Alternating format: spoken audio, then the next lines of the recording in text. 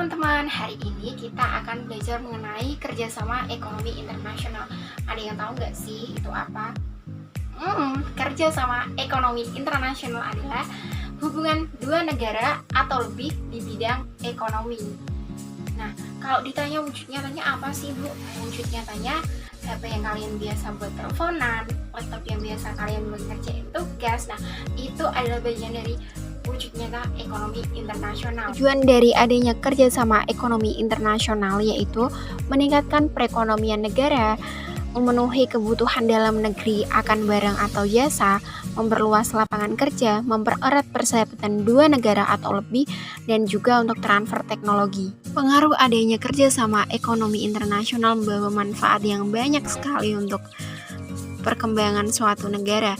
Misalkan saja meningkatkan pendapatan suatu negara, meningkatkan jumlah investasi, daya saing ekonomi untuk bersaing pada negara-negara lain juga meningkat, dan juga kita akan mendapat yang namanya devisa negara. Bentuk-bentuk dari adanya kerjasama ekonomi internasional terbagi dalam 4 kategori. Yang pertama, kerjasama ekonomi bilateral, kerjasama ekonomi regional, kerjasama ekonomi antar regional, dan kerjasama ekonomi multilateral. Kerjasama ekonomi bilateral merupakan kerjasama ekonomi yang melibatkan dua negara dan bersifat saling membantu. April 2021, Indonesia bekerja sama dengan Denmark dalam dunia kemaritiman.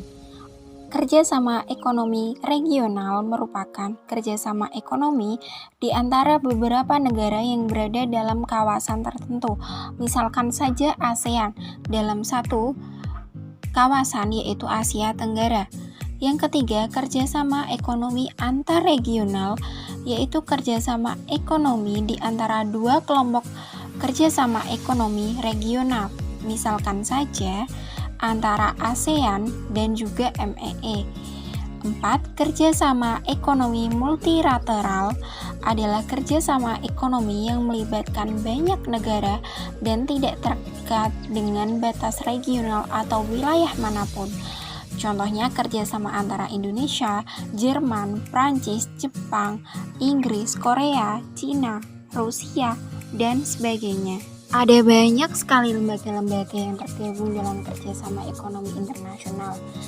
Contohnya ASEAN, IMF atau Dana Moneter Internasional, IBRD atau World Bank, WTO, IFC, IDA, UNTEC, dan lain sebagainya.